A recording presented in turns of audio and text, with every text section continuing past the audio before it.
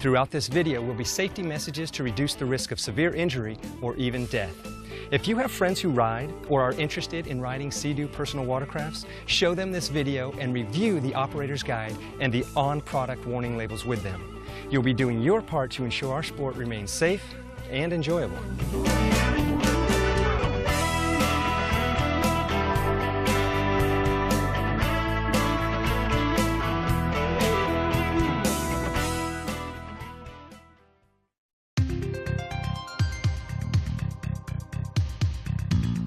As you're probably aware, all Sea-Doo watercrafts feature a jet drive propulsion system.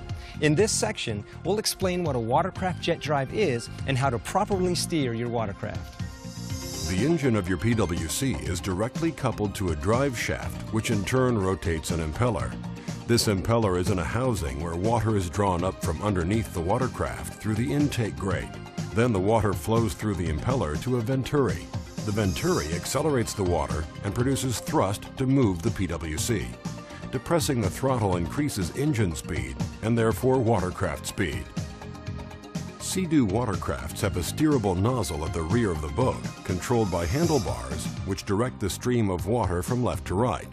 This is a key characteristic of all jet drive systems and must be kept in mind when operating a Sea-Doo watercraft. Do not release throttle when trying to steer away from an object. You need throttle to steer. Always check throttle and steering controls for proper operation before starting the PWC. The steering efficiency of your PWC will differ depending on the number of passengers, loads, water conditions, and environmental factors such as the wind. Your PWC may be equipped with the off-power assisted steering system, also called OPUS. The side vanes on the rear sides of the hull turn as the steering is turned to assist the PWC in turning. Your PWC may be equipped with the off-throttle assisted steering system, also called OTUS. This system provides additional maneuverability in off-throttle situations. The OTUS system is electronically activated and slightly increases the engine speed in some situations. Please consult your operator's guide for all the details. Keep away from the intake grate while the engine is on. Items such as long hair, loose clothing, or PFD straps can become entangled in moving parts, resulting in severe injury or drowning. Do not apply throttle when anyone is in the rear of the PWC. Turn engine off or keep engine at idle. Water and/or debris exiting the jet thrust nozzle can cause severe injury.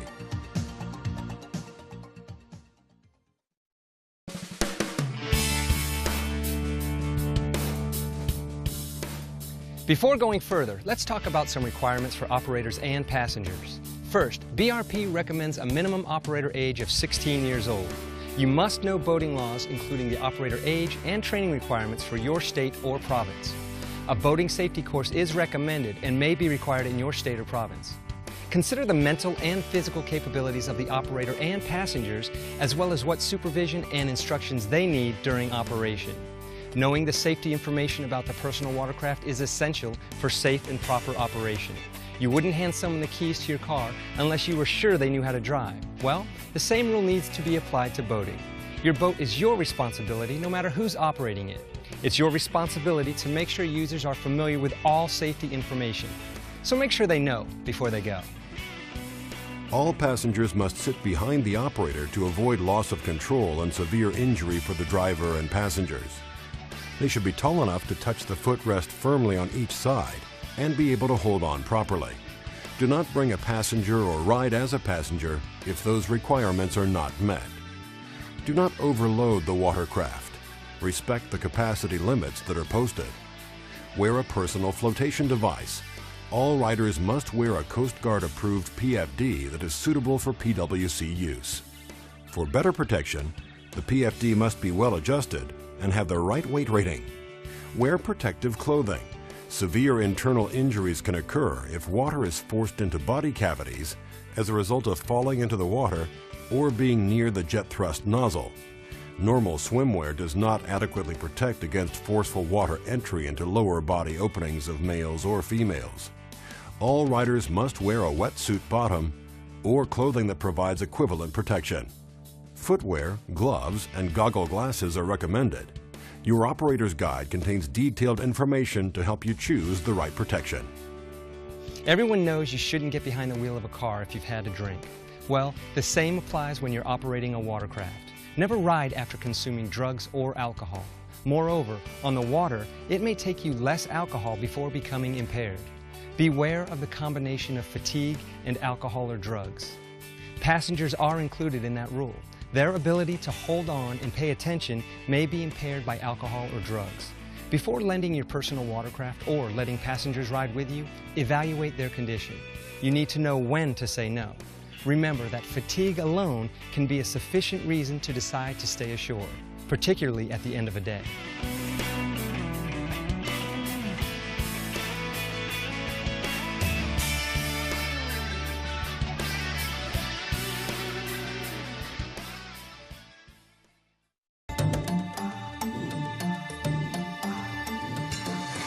A collision is an unfortunate event which will hopefully never happen to you. They result in more injuries and deaths than any other types of accidents for personal watercrafts. As an operator, put all the chances on your side. Behave in a manner to avoid collisions. In this chapter, we will provide you with information about collision avoidance. Scan constantly for people, objects, and other watercraft. Be alert for conditions that limit your visibility or block your vision of others. Operate defensively at a safe speed and keep a safe distance away from people, objects, and other watercraft. Do not follow directly behind personal watercraft or other boats. Avoid sharp turns or other maneuvers that make it hard for others to avoid you or understand where you are going. Do not go near others to spray or splash them with water. Avoid areas with submerged objects or shallow water. Take early action to avoid collisions. Remember, personal watercraft and other boats do not have brakes. Do not release the throttle when trying to steer away from an object. You need throttle to steer. Ride within your limits and avoid aggressive maneuvers to reduce the risk of loss of control, ejection, and collision. This is a high-performance boat, not a toy. Sharp turns or jumping wakes or waves can increase the risk of back spinal injury, paralysis, facial injuries, and broken legs, ankles, and other bones. Do not jump wakes or waves. You may not see a boat or a person being towed behind it. Know and follow all local, state, province, and federal laws. Ignorance of the law is not an excuse. It is your responsibility to get informed. Observe and obey all posted speed limit signs and other navigation markers. And finally, don't forget to use your judgment too. A training course is a very good way to get you familiarized with all the rules of the road on water. For now, however, let's look at the right-of-way rules, which are probably the most important rules of navigation. In all situations, use common sense. A more maneuverable boat should stay out of the way of less maneuverable crafts. Sailboats, windsurfers, canoes, and other manually powered boats have the right-of-way over personal watercraft because they're not as easy or as quick to maneuver. Then, when meeting head-on or traveling on the same path as another boat, neither boat has the right-of-way. Both should steer to the right.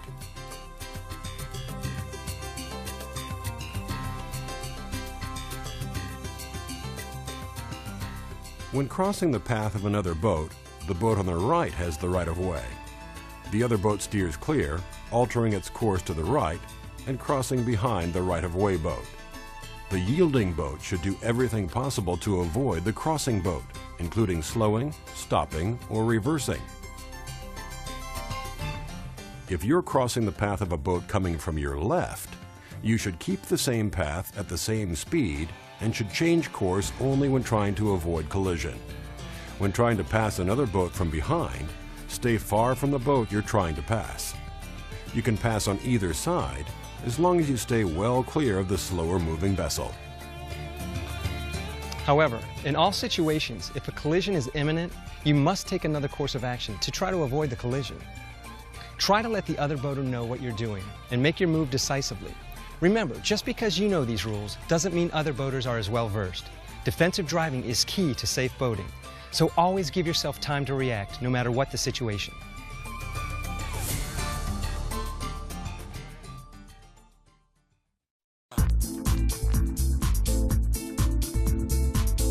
It's time to get closer to the personal watercraft. Think of this as your key to ride, because without it, you aren't going anywhere. It's the safety lanyard. The safety lanyard provided with your watercraft is the only one that allows your engine to start. Attach one end to your PFD and snap the other end on the post. Keep it free from handlebars so that the engine stops if the operator falls off. You should hear 2 beeps and the engine can be started. Check your operator's guide for more information on the meaning of any other signal. A learning key and a reduced speed key are also available. Those keys are programmed to limit the speed of the PWC and are recommended for less experienced riders. After riding, remove the safety lanyard to avoid unauthorized use by children or others. To start the engine, firmly grip the handlebar, place both feet on the floorboards, and depress the Start-Stop button. Immediately after the engine is started, release the Start-Stop button. Pulling the safety lanyard off the switch automatically stops the engine, just like pushing the Start-Stop button when the vehicle is running. It is always a good idea to practice and get familiar with all controls, functions, and handling characteristics of the PWC before venturing further. Start at a slow speed, make circles, figure eights, and release the throttle. Then increase your speed and repeat that maneuver until you feel comfortable. When you fully release the throttle, the engine returns to idle speed and the watercraft is gradually slowed by water drag. It is a good idea to get a feel for the stopping distance of your PWC at different speeds. Remember, PWCs and other boats do not have brakes. Do not release the throttle when trying to steer away from an object. Remember, you need throttle to steer. A reverse is available on some models. While it is particularly useful when docking, it is not a brake and should not be used as such. If you plan on riding with passengers, make sure your passengers are ready to ride before applying the throttle. They need to hold on when you start and accelerate. Maintain communication with your passengers about what is going to happen next. Never apply throttle if a passenger is in the water at the rear of the craft. You could expose them to the jet thrust. If you are the passenger, learn how to properly hold on and make sure you hold on. The PWC is equipped with grab handles and a seat strap. As well, you can always hold on to the person in front of you. It will help the operator if you maintain your balance and anticipate maneuvers and waves. Tell the driver to slow down if you are uncomfortable or feel out of control. As a driver or passenger, you need to be ready to fall into the water. If you are not comfortable with that idea, stay ashore. Before reboarding, make sure the engine is off. Get on from the rear by gripping the handle or top of the seat and pulling yourself upward until your knee can reach the boarding platform. Grab the seat strap and bring your feet up to the floorboard. The operator should board first, with the passenger holding on to the side to steady the boat. To maintain balance while the passenger boards, the operator should move as close to the console as possible. Never use the jet pump components as a support point. Do not start the engine until the passenger is seated. Connect the safety lanyard on its post and make sure the other end of the safety lanyard is still attached to your PFD. Check surrounding area for traffic, press start, and you're on your way. In case of capsizing, to return the watercraft upright, ensure the engine is off and the safety lanyard is not on its post. Then grab the inlet grate, step on the bumper rail, and use your weight to rotate the watercraft in any direction. Consult your operator's guide for more details.